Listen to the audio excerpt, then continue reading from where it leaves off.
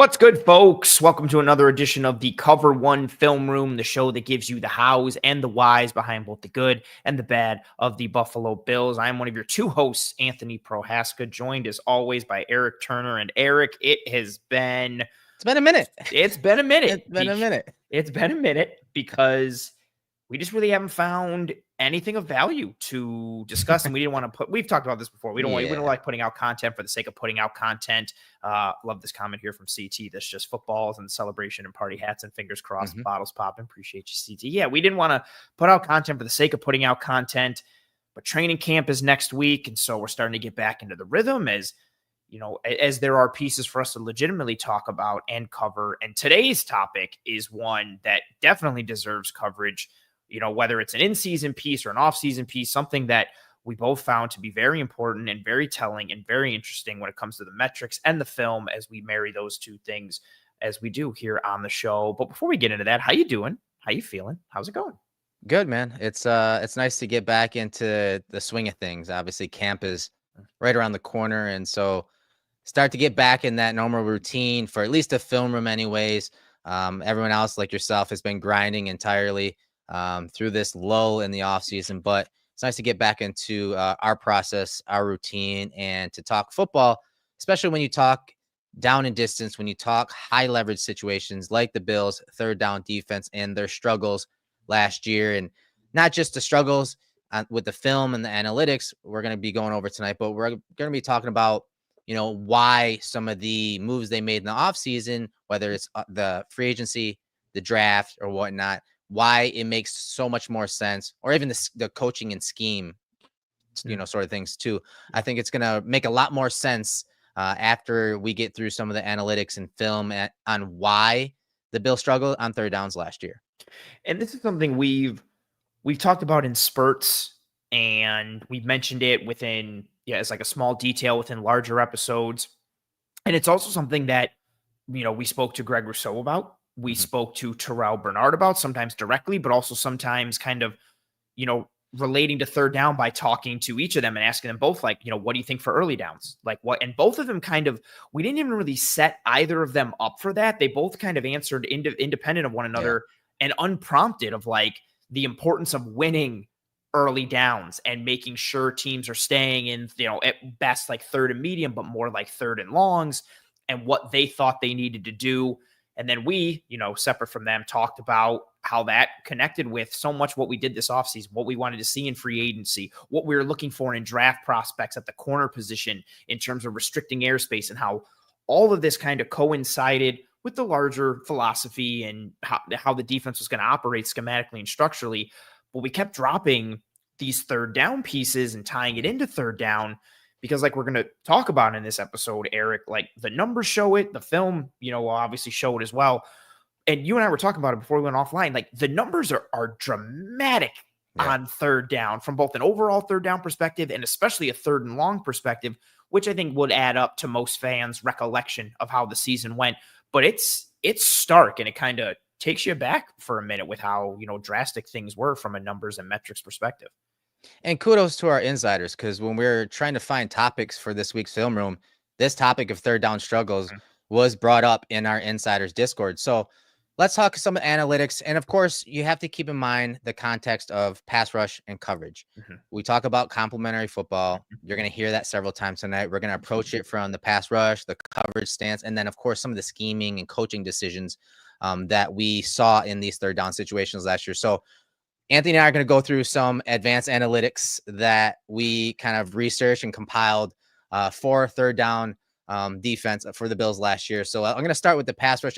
Anthony, I'll rattle off a few, and then you can add some to that pass rush analytics. Third down last year, the Bills were ranked 24th in pressure percentage at 39.8% on third down, 17th in sack percentage at 10.3%, and 31st in sacks per pressure. That's the big one we talked about in the offseason and the draft and free agency, why they went out and got a guy like Bosa, changing their ability to create pressure, because they can do pressure, especially quick pressure, which I know you'll talk about, but their ability to convert those pressures into sacks, they weren't all that good at it last year. 31st out of 32 teams in sacks per pressure at 9%. So overall, I think it's fair to say most Bills fans would say the Bills pass rush, especially in high leverage situations, really didn't get it done.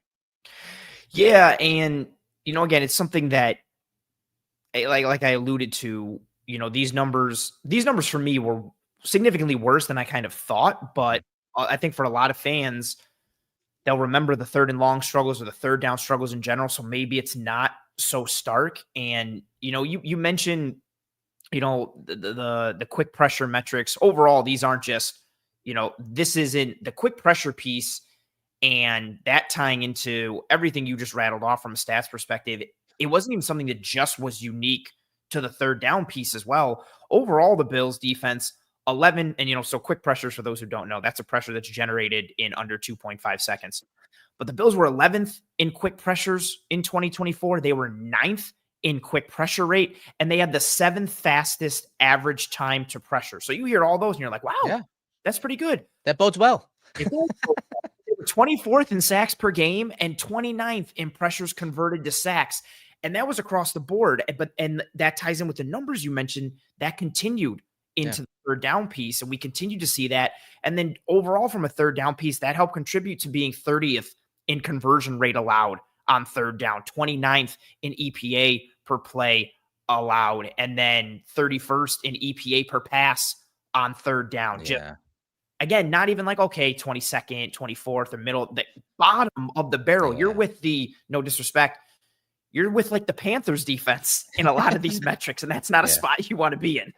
No. And so I think we've realized that the Bills are a quick pressure team. They're up the field, they're aggressive. It's funny when you say the Bills defense under McDermott has been an attack-oriented, up the field, penetrating type defense.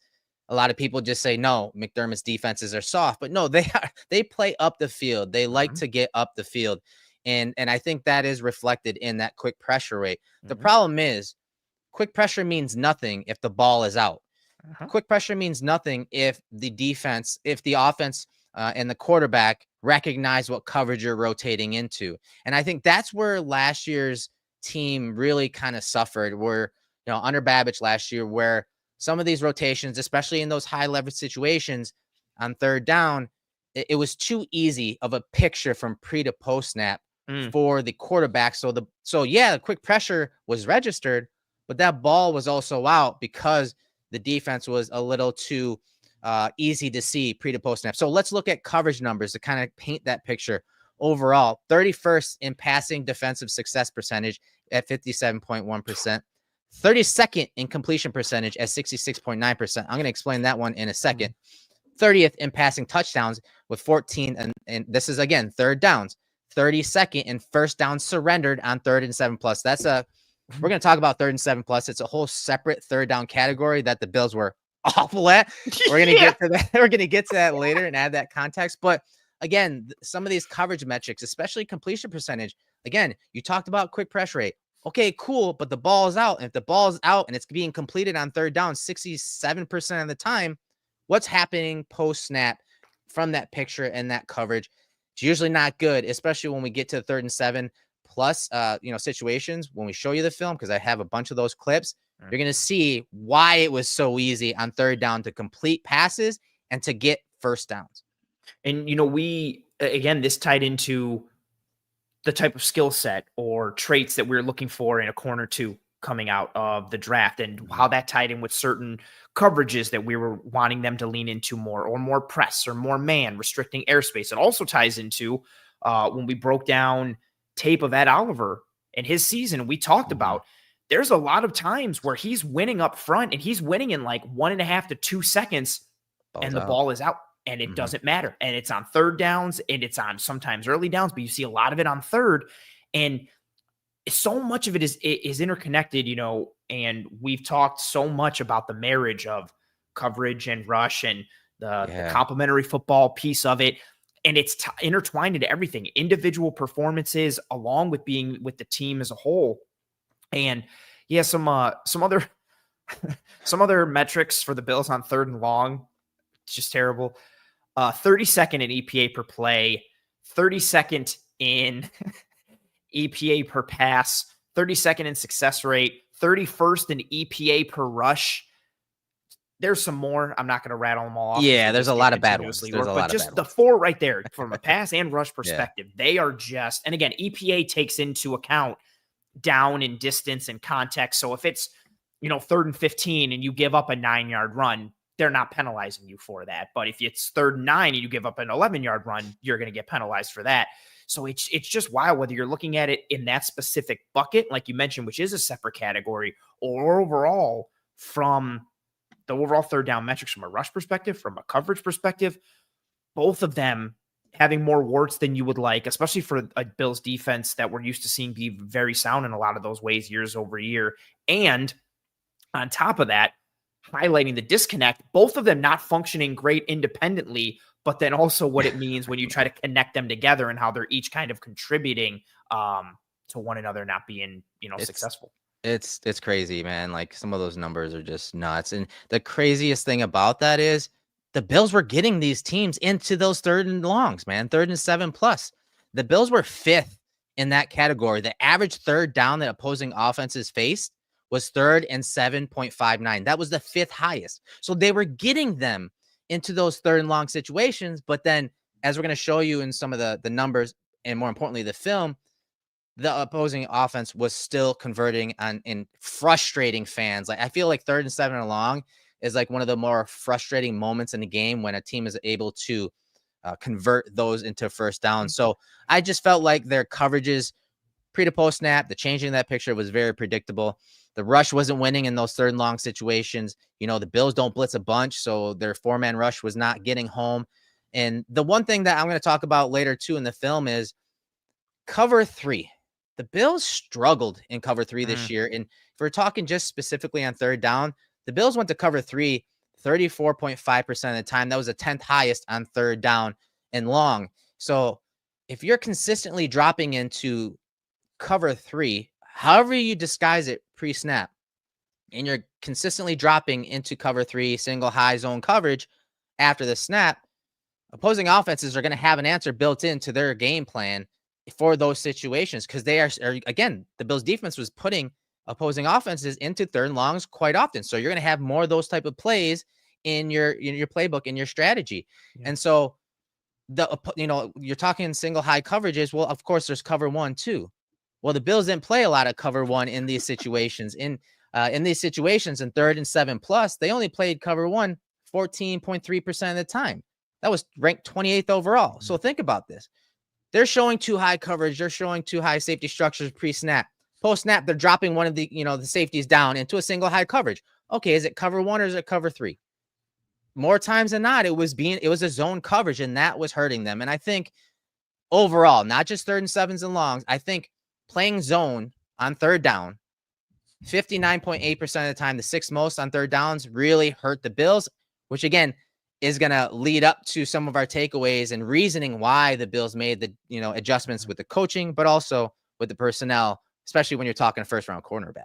Absolutely. And those coverages that were played on 3rd downs, so much, and even not just on 3rd down, but we talked again, I hate to keep talking about, like, we've talked about this before, but that idea of the Bills getting attacked in the underneath or the low intermediate, and, things being open in the flats and the hook to curls. And then you're adding that up with missed tackles and inconsistencies there. And these 3rd down pieces tied into a lot of what the Bills were defensively. And so some more advanced metrics.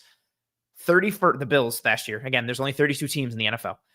31st in punts per drive, 1st in takeaways per drive. I love just the stark difference there to kind of really highlight. It's so many people talk about bend but don't break. It's not bend but don't break for the Bills. It's either bend and force a turnover. Like right. That's what they're going for. So 31st in punts per drive, 1st in takeaways per drive, 26th in 3 and outs per drive, 23rd in plays per drive, 26th in drive success rate. And again, lower here is worse. Right. Drive success rate is drives that earn a new first down or a touchdown. And then another big one, 25th in time of possession per drive. This was a defense that if they weren't getting a takeaway, they were on the field a lot. And even if they were getting a takeaway, sometimes it was at the end of like a 6, 7, 8 play drive that kind of ate up some minutes. Right. And then that gets into the larger complementary football aspect, phrase that we love to talk about, with how that pairs with the offense. Now the ball's getting kept away from Josh Allen. So it's this the lack of success on third down ties into so many other things, and it stacks and builds in a negative way. And something that, again, the Bills overcame it. Obviously, a tremendous year last year. So some people might say, like, you guys are nitpicking on one thing. They were awesome. Look at all these other numbers. But it's a thing that could really rear its ugly head when teams are going to go back and know who you were last year. And if you haven't fixed that going into this year, they'll eat you alive for it.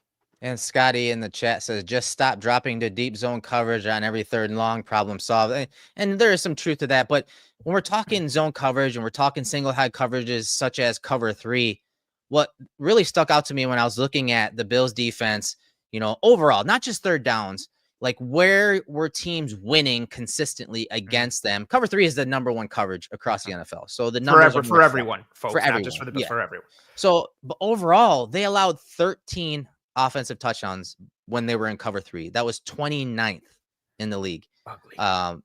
They only had 4 touchdowns against them when they played cover 3 the year before. So some of their cover 3 numbers just threw me off.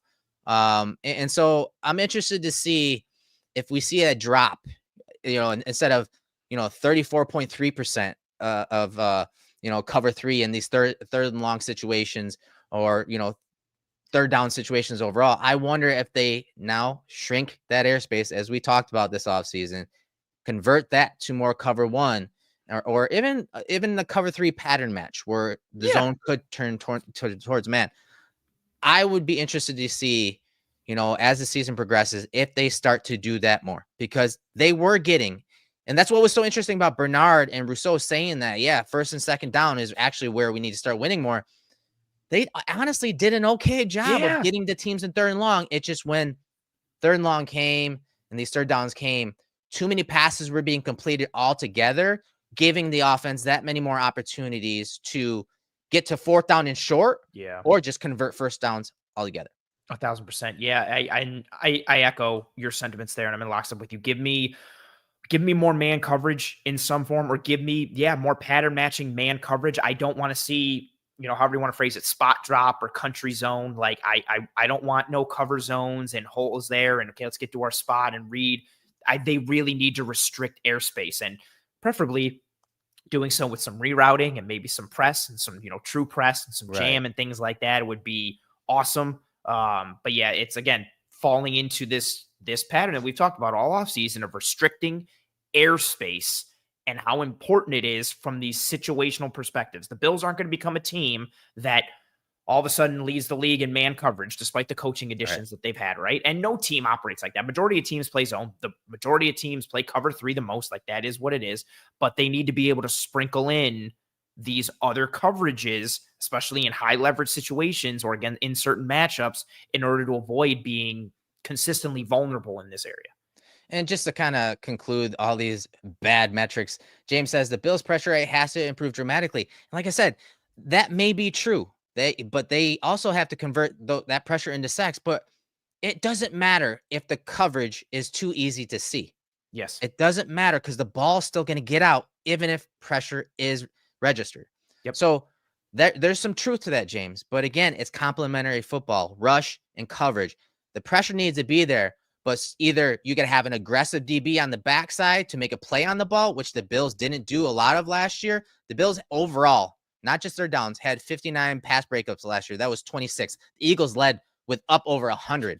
Third downs, they had 6 takeaways, which is 13th overall, and 16 pass breakups. That was 30th. Again, showing you why Beam was like, no, corner is the play. And so, yes, I agree. Pressure rate has to be better, has to improve, but coverage and disguising coverage, the rotations, Bobby Babich has a lot of work to do in that regard. And I think the self-scouting, I think really, I'm sure he hit it hard this offseason. Yeah, and I hope so. And yeah, I think that's a fair point to James. Like you said, they have to get better generating pressure. They have to get better finishing when they're generating pressure and kind of getting home, both off the edge and on the interior, which again is why they leaned into a lot of interior rush. They brought in Larry Ogunjobi and TJ Sanders for more inside rush. They opted to kind of strengthen the edge from a rush position and perspective as well. But exactly, Eric, like you said, like that is very helpful. But, and I think that's a great piece that gets lost with the Eagles, right? Everybody talks about that front.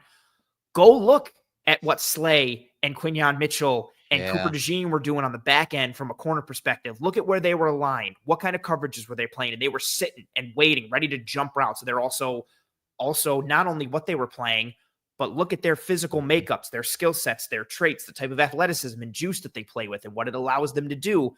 And then look at Maxwell Hairston and maybe why that's a kind of drop potentially in a bucket like that and some change a bit. Whitetown's King, thank you very much for being here. Thank you. Thank you very much for the super chat. So he says, why is the rookie on the pup? He says, I'm not going to deal with Von Miller again this year. For those who don't know, Bills rookie Landon Jackson placed on, I didn't think it was officially on the pup, but injury piece for him yesterday. I saw it as I was preparing for Disguise coverage last night. Oh yeah, he did get put. He was put there, but I think it's the version that he can come back as soon as he's cleared. Yes, so I'm not too worried about it, honestly. Yeah, 1 week, but yes, I would say players are reported to league sources, saying the Bills are hopeful he'll be ready for the start of practice next week, which is weird to kind of put him on that and then also note that practice piece. We're gonna have to see as it progresses. I feel you though with being gun shy about. I wouldn't go that with Landon Jackson though. I would turn that more to Bosa, who's injured already. Yes, exactly. That would be where that'd be my the head fair would go comp. to. But understandably so. And it is a bit frustrating though, considering Hoyt is suspended, Bosa's already nicked up. They might need Landon Jackson to kind of wear a more important hat early on. And if he's got any type of thing that's causing him to limit his time on task or his reps in camp or the preseason, it's fair to be frustrated. But thank you very much for that super chat, White House. Thank you very much for being here. We appreciate it. Eric, the show's called The Film Room. We should probably look at some film. Yeah, I think it's time. We're well overdue. It's been a couple weeks since we broke down some film. So we're going to go through about 13 or 14 plays, kind of encapsulating some of those numbers that we looked at. We're going to add more context now this time with the film. And if you guys remember, one of the biggest plays last year that the Bills gave up on third down was this explosive pass to our guy, Russ Brown. He interviewed St. Brown from the Lions just I think today or yesterday. But this was a big play. And how the Bills allowed too many big plays and too many completions on not just third downs, but when they went to cover 3, they allowed a lot of touchdowns this year. And so one thing I want you to pay attention to is watch the post safety, Cam Lewis. Watch his movement, the eye movement from Goff. He does a good job. He's like looking down here and he moves Cam Lewis just a little bit as you get that dig route by Brown over the middle. So good work by, I think, the linebackers, Bernard and Milano. I could have swore they got a hand on it. I know. From the end zone angle. Yeah. But because of the movement by Lewis and getting off the spot to the middle of the field, that gives him leverage across the field. They get essentially right to the sticks. Milano and Bernard are essentially right to that first down marker, which is about at the 50, maybe 49 and 7/8 type of yard line right there. But they get to their depth. They're also honoring that underneath route. They don't want anything to just be caught and catch and run and somebody gets close. And especially knowing today's football and the Lions in general, if they get that to like their own 48 or 49 or 47, they're probably going to go for it on fourth down.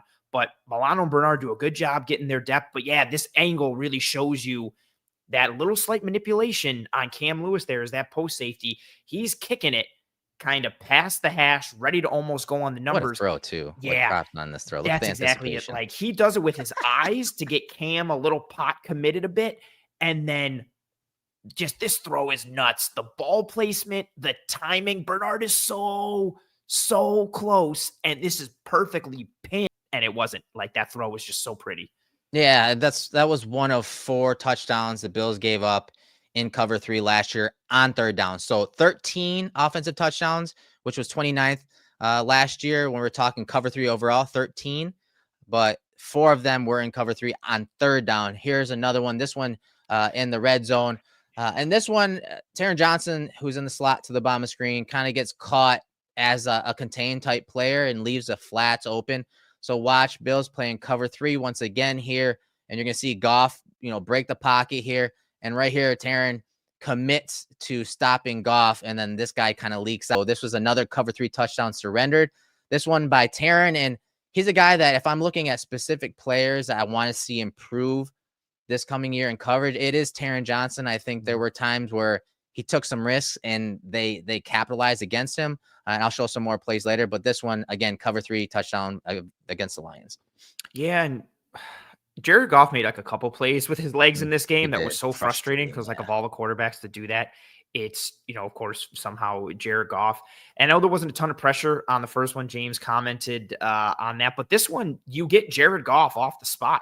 And so you're sitting like, if you're planning out a game plan, if you can get Jared Goff off his spot and in a place where he has to be mobile, you're considering that a win for your defense because Jared Goff is not this fleet of foot, strong athlete. But that movement, like you said, boom, there you go. It's drawing the defensive lineman who's in pursuit and chase. It's got Bernard who's coming down. If you're Taron, you don't need to squeeze down on this. Like Jared Goff isn't going to beat Bernard to any spot. I don't even think he's going to beat. I mean, the defensive tackle ends up falling a little bit. Exactly. You've highlighted where the first down marker is. First down marker right there. Yeah. He's not, Goff isn't getting there. He's not outrunning Bernard. Sliding. He's not going to shake him.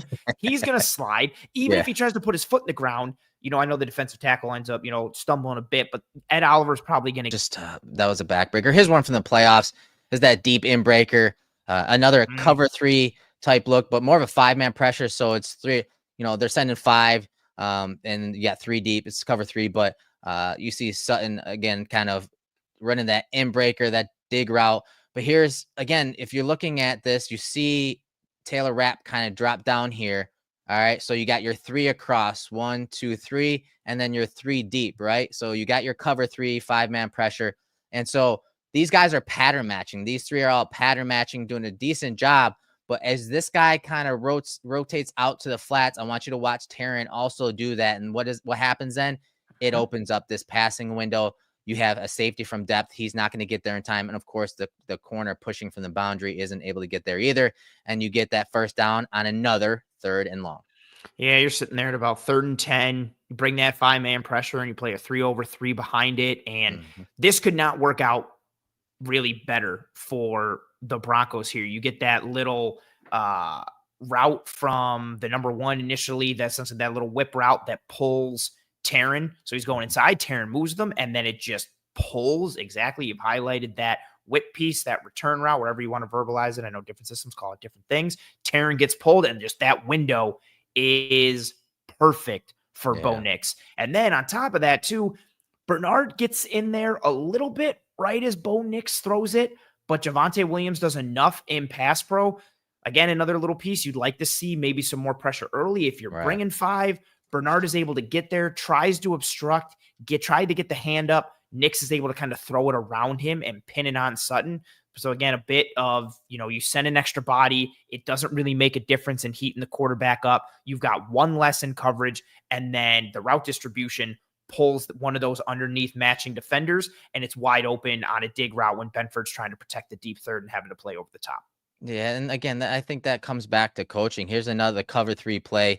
Where the Bills, and you can see the safeties are a little wider. They're capping right here, Taron Johnson, making it look like the blitz is coming. Taron doesn't come, and you just see Hamlin kind of drop down here as an underneath defender, but that opens up this seam. Again, this is cover 3. This is the weakness. And so when you're having, these 2 routes here by the Rams receiver, Douglas is supposed to kind of split that a little bit. And once this guy, kind of sloughs off, then he has to get back, but he just didn't quite have the acceleration to get back into the seam. And then you got Matthew Stafford, who was just dissecting the Bills defense on this day, whether it's to Kupp or Puka Nacua. Just another play where they surrendered a touchdown when the Bills were in cover 3. Again, this time against the Rams. It was just very frustrating, man, after going back and watching all of these plays and why they gave up these touchdowns last year. How often it happened in cover 3, whether it's 3rd down, 1st down, or 2nd down. What's funny too is like I went through all the 3rd down plays, and in the first game against Arizona, like the 2nd 3rd down, I think they essentially do an odd mirror with a non-traditional Tampa 2 behind it. And it's so fun. Like in the first game, it's like, oh, and then as the year went on, they were like, no, forget that. We're just going to run cover 3 all the time. It's like, oh, like you gave this little glimpse and then just shifted from it. I don't have too much to add other than on this one. Maybe if you have a more juiced up CB2 in Max Hairston instead of Rasul Douglas, maybe he can close on that seam ball a little quicker. I also, we talked about it, what I'm about to say, in the episode that we did after this Rams game. Rapp's angle to the football still pisses me off. I don't know how he ends up on the backside of like Cup and into Douglas instead of trying to get and play through the ball and play through the a little hands. Flatter. Yeah, right across that goal line. Instead, he takes almost like a 45-degree angle going back. It's funny too, because if Stafford want to manipulate it, like the seam route on the other side is also open because they're wide open. Yeah, they're just ready for that. Like you could tell they were sitting here ready for the Bills to go cover 3, and they attacked it. Like they got seams on. They got seams on both sides. A lot of blame goes to the coaching, right? Yes, in the strategy, and that's what I want to portray here. Like, yeah, certain guys didn't take a good angle, certain guys didn't get back in time, but in the end, they tried disguising it, man coverage across the board, as I highlighted there. Matt Stafford, he was just like, I'm not buying it. Okay, safety's dropping down. I have Cup down the seam. I just got to hold that safety a little bit. There's no way the corner Douglas is going to get back into that seam, and he just puts it on him, man. Yeah, and especially too, like at this point with Hamlin and Rapp being your safeties, neither of these guys are the rangiest single high post safety type of deal. So you add that extra added luxury in terms of, I think I can fit this in there in general. But if you have a quarterback with a cannon like Stafford, it makes it even harder. If your coverage is predictable, it makes it even harder. And again, this is an example, if they had actually gone with man coverage, restrict that airspace a little bit, or if they match and kind of carry this a little bit instead of just getting to their zones and the seams are vacated and wide open, playing a little more like Rip Liz, carrying somebody, moving and matching, that would also be helpful. But instead they just play kind of your traditional spot drop type of zone. Seams are wide open and Stafford just picks one and could have picked the other if he wanted it. Yeah, and here's another cover 3 big play on a sail concept of Puka Nacua, top of the screen. Just a 3-level passing concept. You have a guy kind of clearing things out right here. He's going to take the corner off the top right here. They put someone right at the 6. It's 3rd down. Taron Johnson's going to jump that. That leaves that intermediate throw and catch to Nacua. Throws it right to him for the 1st down. Just another frustrating play with the Bills in cover 3. It was just too obvious. There's not much disguising here. Okay, safety dropping down. You have Hamlin trying to get back to the post. He's the corner to the top of the screen. Douglas has to honor that vertical route by Tutu Atwell. And there's too many holes in this cover 3 zone defense by the Bills against the Rams. Yeah, because it's played like that true zone, like we talked about. You essentially, Taylor Rapp buzzes down and they get into cover 3. And Rapp is essentially sitting there at the 36, 37 covering grass because he's playing zone. Maybe if Stafford comes off of the sail concept, maybe Rapp ends up making a play to the receiver who's coming across the field from the bottom of the screen. Maybe something works out there, yada, yada, whatever. But that's not what happens on this play. The coverage gets drained. Rasul Douglas gets put into conflict, and Nacua is wide open. Taron nails down on his man underneath with Cooper Kupp going to the flat. And then again, like you said, it's just a straight up hole. This, again, is another aspect where if you're matching or if you're playing man, you have somebody attached, ideally in phase or close, or be able to do something rather than just, here's my landmark, let me hit it. Especially for the 3rd down piece where, if someone gets behind you, like if you're Taylor Rapp, you're in no man's land right now. Like you don't know what's going on behind you because you're covering your zone, your eyes are on the QB, you're doing your thing. And then Douglas gets put into conflict. Like this is, and honestly, even Stafford moves a little bit. He could have maybe faked this to Nacua. Hamlin is not getting to Tutu Atwell. Like there's just so many options. Like if they really wanted to get to it, in addition to there being some time for Stafford to kind of sit back, he moves a little bit, but there's just plenty of space for him to execute. The holes in the coverage, guys are getting pulled. It's just easy. And if for an offensive coordinator like McVay and a QB like Stafford, they dissected the Bills defense this day. This was basically like these two cuts. Like, all right, well, you're gonna take away Cooper Kupp. Oh well, Nacua had a day. When they took away Nacua, Cooper Kupp was open. Like it was a 1-2 combination on this day from McVay that just totally dissected Babbich's coverages. Again, that's just too easy. Cover 3, a simple cover 3 on 3rd down. That just it's frustrating. Look how much space, look how much space there is too for Nacua, and he's past the sticks. Yeah, like there's so much. This is already like the first down is at the 39, and he's catching this like roughly 9 yards, 10 yards past it. Like they're confident running that deep of a concept that far past the sticks because they know they can get to it. Yep. They're either not fearing the rush or they know that coverage piece is on the back end. And so here's a play I was talking about, if there's a couple players that really stood out in third down situations that really in a bad way, stood out in a bad way. Taron, there were some moments that were frustrating. Here's one of them. It's a tough run pass type read, but you're going to see that the running back is able to split out, get out there to the perimeter for the touchdown. There were some struggles on film in high leverage situation by Taron. This was one of them, albeit this one would be me nitpicking a little more because he does have run responsibilities here, but these are the type of plays you're going to see a lot from opposing offenses in the low red zone, and the Colts were able to capitalize.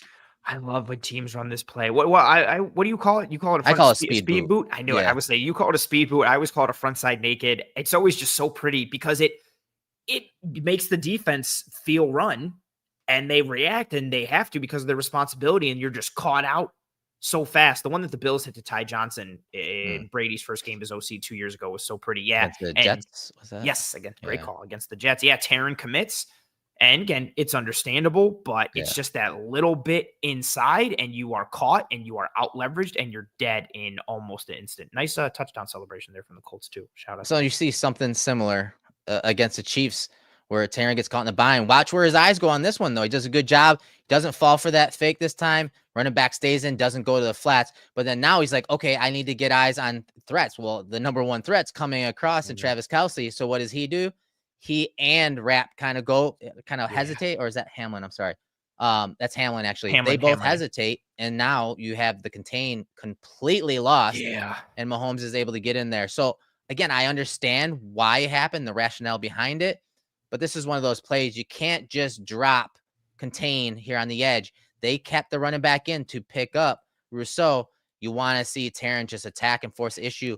I understand that's Travis Kelce coming across the middle, but someone else has to get in position to cover him. I understand Taron jumping it, but man, that just made it so easy for Mahomes. And especially with you, again, I'm trying to read body language here. Hamlin's eyes get to Kelce. Yeah. And he's ready to open up and kind of drop into him. He only steps up onto Mahomes because he sees Taron vacate to pick up Kelce. And then Hamlin, Hamlin's body position right there is literally like, uh-oh. And then he tries to get up, and he doesn't have the foot speed to close down on Mahomes. Yeah, I remember when this happened in game, people were all like, oh, of course, typical, like DeMar Hamlin, he sucks. And I was like, no, man, like this is on Taron. Like, and it's so weird to not see him based on what the coverage is here. Shoot, close down. Like, Hamlin is behind you. Hamlin is there ready to pick up. Bishop's behind him. Kelce would essentially kind of run himself into a little bracket. And so Taron, you're done. Forget about it. Go forward, make the play. Yeah. And this time it's the opposite of what we saw against Goff. He plays the coverage piece, and Mahomes makes him pay because he takes advantage of the free space. So you heard all the stats about, cover 3, the zone coverages, how easy with completions were. And obviously, Rasul Douglas, when they first got him, he was making plays on the ball. Oh, man. But it was pretty apparent last year that there were some play speed issues, whether it was mentally processing a play or just physically unable to stay in a play because of the lack of foot speed. And so when I went back and looked at a bunch of these third downs, he just kept popping in a bad way on the screen right here, up top. Again, Jalen Waddle, I get it, but he literally did not deter any type of a release or route here by Waddle. Waddle just ran around him and then back to the middle of the field for the easy completion. Again, third down, too easy of a release, no deterrent by Rasul Douglas at or near the line of scrimmage, and no foot speed to get back into the hip or to make this that much more difficult. He was not able to chase that hip as Waddle's coming over the middle. He was not able to chase the hip because of the lack of foot speed, and Tua is able to put it in there for the first down. And this is one, not a third and long this time, third and, relatively, manageable here, about, 5 yards. Opposite up front that we've seen for a lot of these. Von Miller wins almost instantly on this Yeah. spin move against the right tackle. He is there to heat Quick up Tua pressure. with pressure. So there's a good example, right? There's a quick pressure. You got a guy who is bearing down on an immobile quarterback, or at best, a quarterback who does not like to move and doesn't succeed on the move. But Tua was able to be bailed out because he's in the NFL. That's a wide open guy. And like you said, just Douglas does nothing to deter him. That was, we talked about it going into free agency. I don't know if he was hurt all year or if it's just the miles on the tires or if it's age or whatever, but this is a good example. Like his hips look so tight. Yeah. And like he's just he gets frozen. His feet stop right there. Like he's done. There's no way he's recovering. And he was a weapon on third down last year in man end zone. Like he was the guy who knew that, okay, we're making this rush or we're doing this. I'm just going to sit right at the sticks. I'm jumping. I'm getting to pick. I'm getting to PBU. And instead, he's a guy. Oh, this one is filthy. But yeah, he's just getting picked on a bit. So, I mean, hypothetically, if you're putting Max Hairston down here on third down and you're running man-to-man coverage, does he have the foot speed to chase the wide receiver on this? He doesn't really get picked off. Douglas doesn't really get picked off here. He should have some help over the top, but you'd like to see Cam Lewis stay over the top to deter that throw. But you can see that Douglas doesn't have the foot speed to stay with the wide receiver there. And again, another third down is completed. Yeah, and I say this one was filthy because it's that little rub from that underneath route that just forces, it's that tiny little slip that Douglas has to do. It's going to be tough for him to stay with AD Mitchell, even if there is no obstruction, but that tiny little slip and bang, like look at the separation it creates. And then, the guys over the top make Mitchell slow down. But if that doesn't happen, Mitchell is out. Like Douglas is not catching him. And exactly your point, maybe this is why you get a corner who can run in the 4.2s, who can stay with these kind of guys, who if somebody's trying to run away from him, he's okay staying with them or avoiding and, being a little athletic and getting back in phase. Yeah, here's another play by Douglas against the Dolphins, bottom of the screen, in man coverage. Bills show pressure, but then just an easy speed out. He can't stay with any of the receivers that have speed on the Dolphins. Look how he just jumps inside and then just look at the separation. It just uncontested. And this one's a third and long play, in Bills territory. Just it was frustrating to see how often this happened against Douglas when I loved Douglas coming out of college. I loved him when he was in Green Bay. I love when the Bills got him. I thought he was a good fit for the Bills scheme. Yeah. But in these high leverage situations, when the Bills did want to go to man coverage, you saw him struggle in one-on-one coverage. Yeah, and this one is, I remember this one from the season and watching it, in prep for this episode. Like you mentioned, he jumps inside and him calling things out at the beginning. I don't know if he thought something else was coming, but he jumps so far inside that he's completely out leveraged on the outside against the receiver with more foot speed than him. And so like his positioning is questionable to me, but then on top of it, I'm like, okay, say he jumps inside on purpose because he knows the out is coming.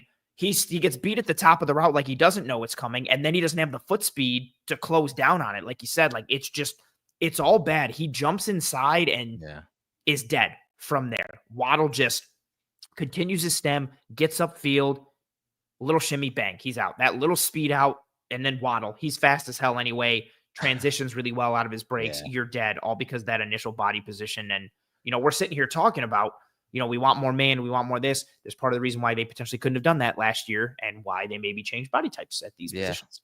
No doubt. Here he is on the backside of the play. Really bad field conditions, backside. It's a 4-by-1 formation, and again, cannot read the hips at the top of the route. And you see Jennings separate. This is too easy for a third down play. Again, this is more of a third and manageable. In bad conditions, obviously, you see him at the top of the route. Receiver is able to snap that off, and Purdy is able to put it on him for the first down. Yeah, and it's, before anybody gets in, it's like, the snow and the poor footing. Even if you use that, look at the separation that's created on the break. Jennings sells this, bang, right there. Like, even if it's beautiful outside or they're playing in a dome, Douglas got beat. Like, Jennings completely fooled him. And, it's funny, Thomas in the previous comment of the previous play said, when speed isn't your thing and you're playing tight man, how about getting some hands on the wide receiver and throwing off the timing? Douglas had some hands on Jennings here, and he still lost him. at the top of the route. And yes, the snow probably didn't help in the footing in his recovery, but he's, again, like beat on the backside of the play, like you said, gets hands on. He's right there in phase, and then he loses them right at the break. Yeah, it's frustrating, man. And again, the third down struggles were probably the biggest, type of things that really stood out. And we're not done. There's at least one or two more plays here. Top of the screen. This is more of a play outside of structure, but this is a big play to Worthy.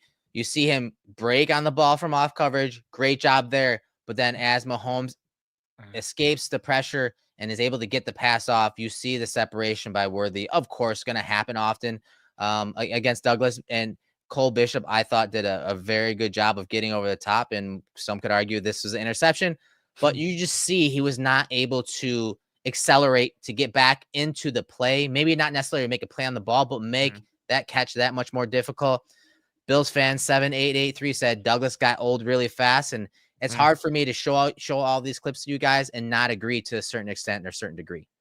Yeah, and as K.M. Morey says, Douglas was good in run support, but his coverage skills were not enjoyable to watch last season. Yeah, like he was fine coming forward and blitzing and playing as a force player on the outside. And a heady player. He's a smart player. Yes, he was calling out formations and tendencies and plays and all that. I'll give him that for sure. But you could tell that he just in space and in coverage, like we said, like he just looked tight, slow-footed. It's funny too. I remember when this play happened, it worked out so well that I was like, was this a purposeful like whipping up? Like, are they trying to? And I was like, it just works out so smooth with Worthy going inside, slamming on the brakes, and then how he just immediately spins and gets upfield, and then he does a really good Keon Coleman impression in climbing the ladder and going up to get it. I still can't believe Cole Bishop didn't punch the ball out, or that was complete. Like I was just, there's no, and maybe if Douglas is able to get in, recover a little bit and get in phase a little bit, maybe it's a different piece.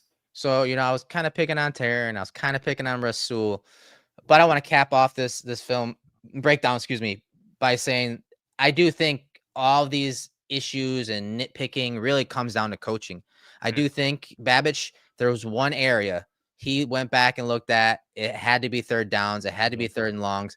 And some of the calls that he had, like this one, right at the 20-yard line, but essentially the Bills have to make a stop here.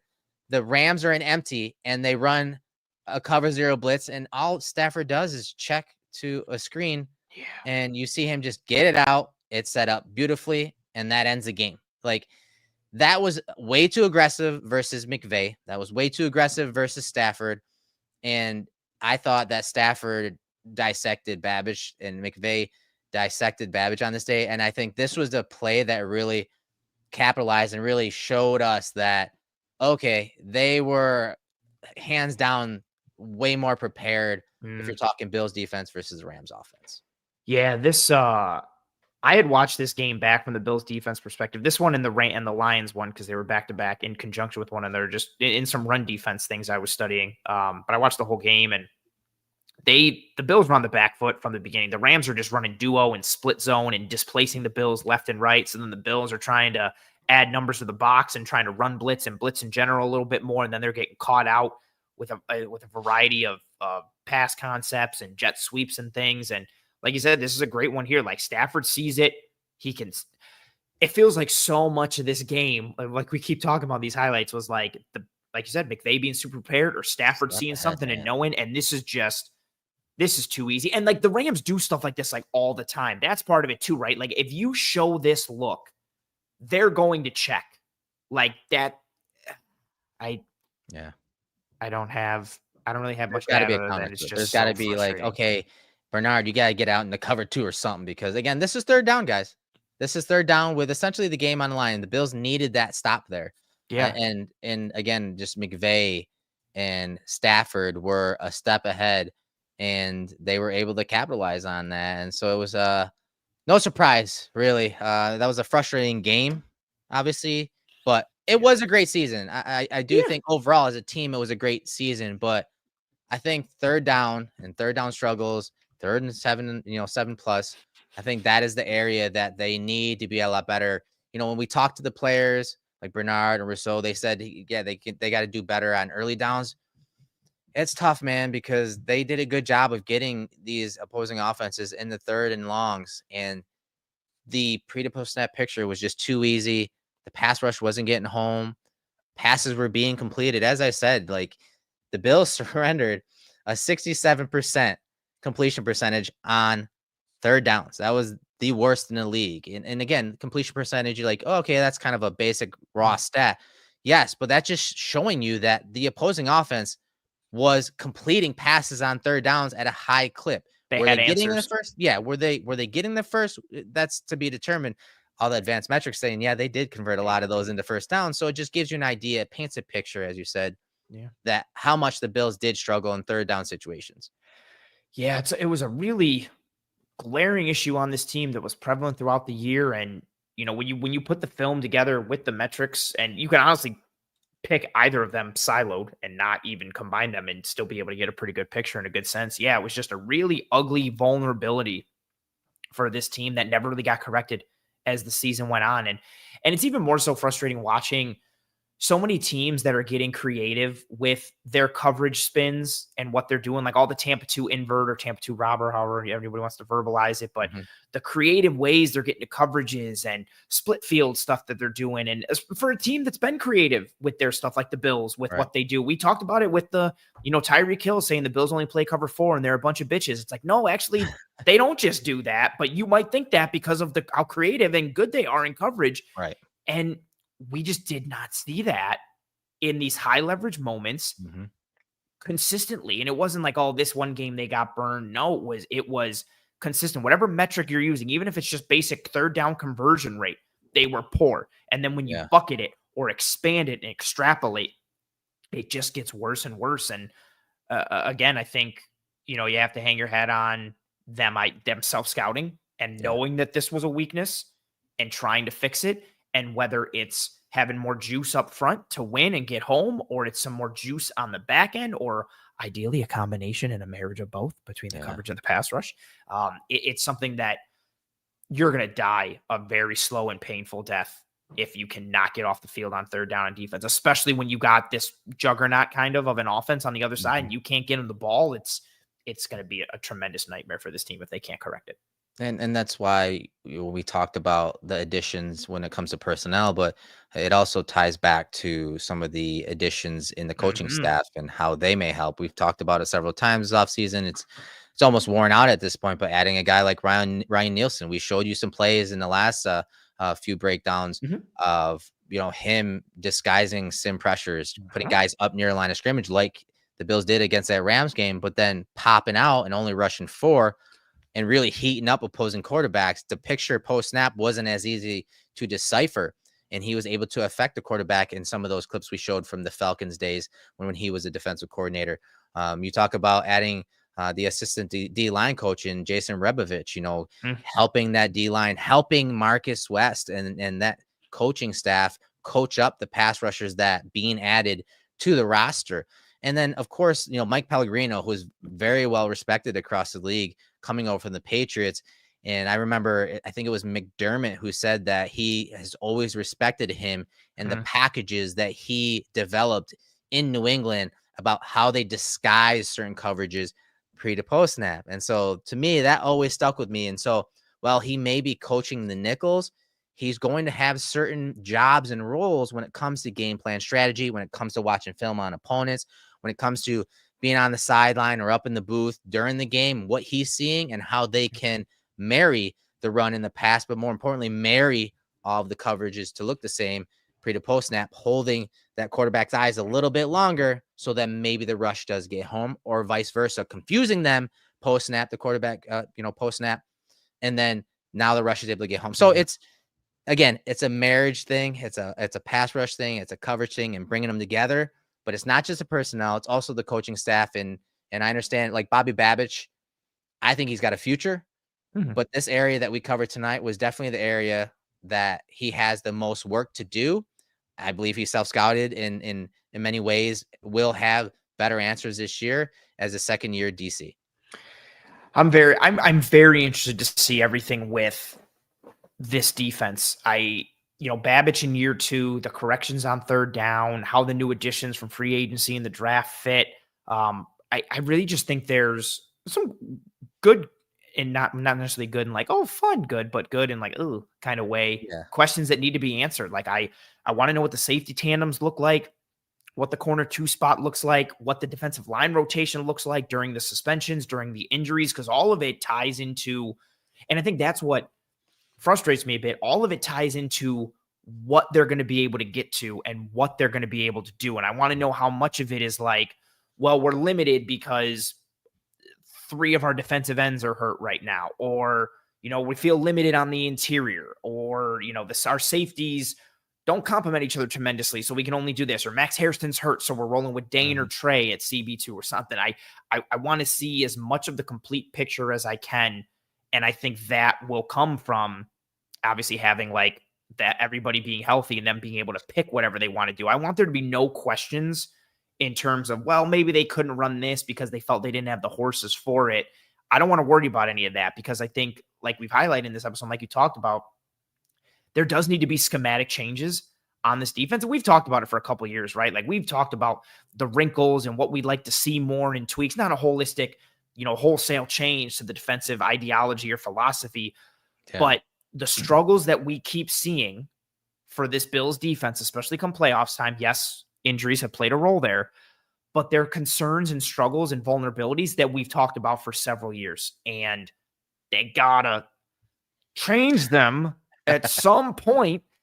And, I think the addition of Nielsen and Pellegrino, like we've talked about this offseason, are a really positive potential step in that direction towards moving. Again, they're not going to change their complete identity. This isn't going to become some crazy blitz happy, 3-4 hybrid defense, but just some tweaks here and there, a little more man coverage, some more sims, some more creepers, anything to create doubt in a better way for quarterbacks and offenses, because I don't know if I want to say this, they've gotten a bit stale on defense, and especially in these high leverage moments. And I don't know, they can't keep relying on turnovers, but I've been saying that for the last 3 years, and every year they keep being amazing at taking the ball away. So I don't know, like it's going to be a been really their saving grace pretty defense. much, but everything else they've been terrible at.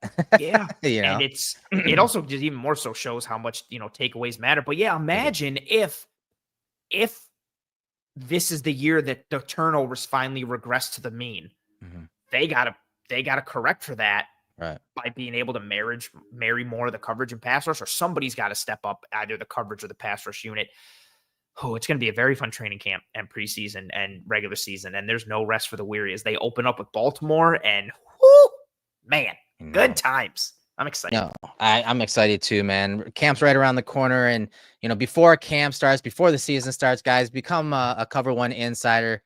You'll get a decal, a t-shirt made by 26 Shirts. You get exclusive content. You get access, more importantly, to the Cover One Discord with all of our insiders. They're talking football as we speak. They're watching the film channel. They're in the analytics channel. There's fantasy football leagues. There's a channel for everything there.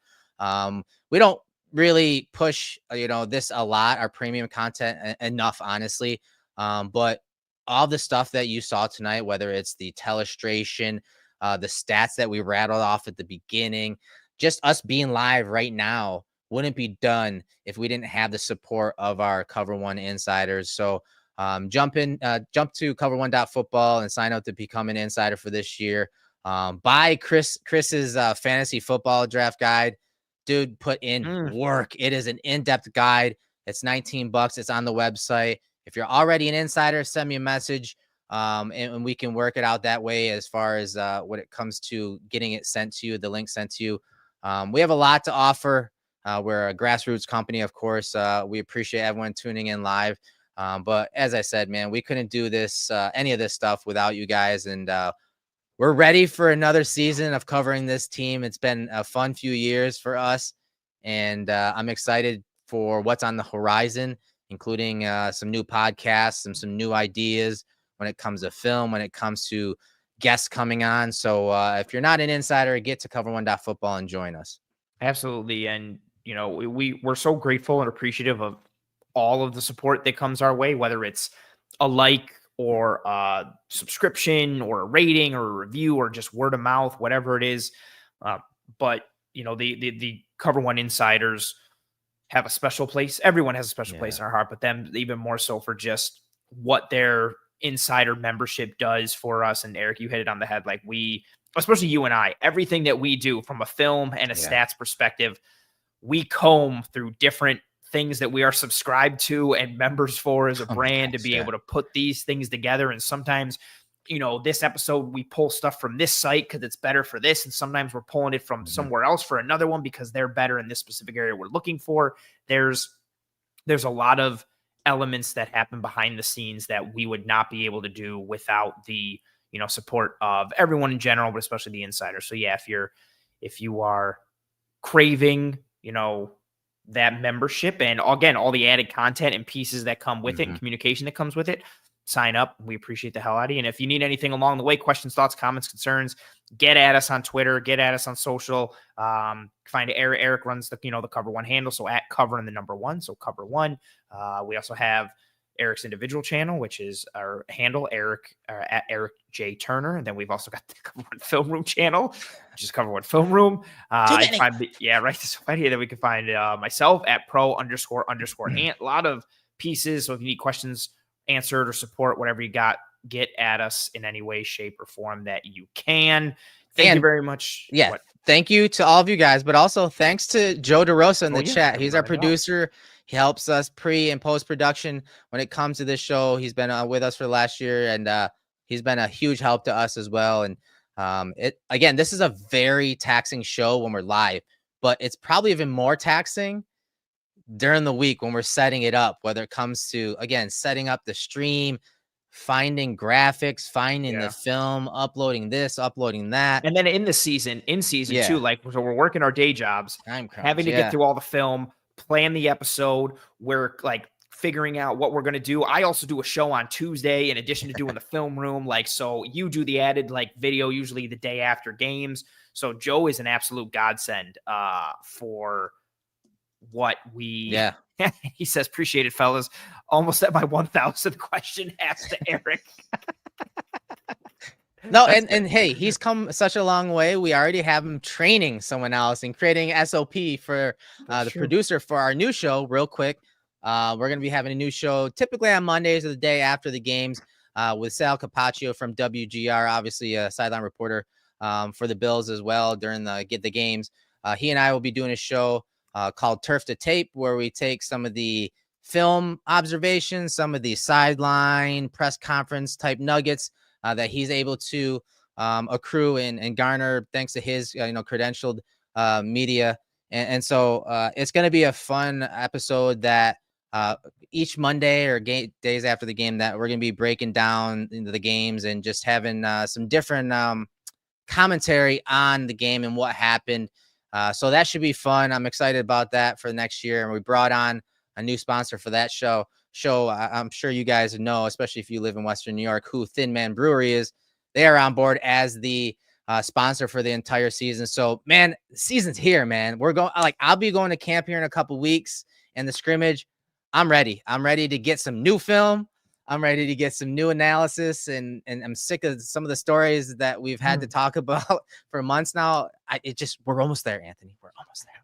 So close. I'm so tired I keep going back to watching tape of just things that I like from the season. I've watched so much Buccaneers offense tape and Packers offense tape because I'm just I need to watch something, but there's nothing to watch because there's nothing here. So I'm very excited. Yeah. The season's here. We're so close, so very close. And we appreciate everyone for riding with us through the entirety of this off season. As Joe says in the comments, camp is near, nature is healing. Yes, we are very, very, very close.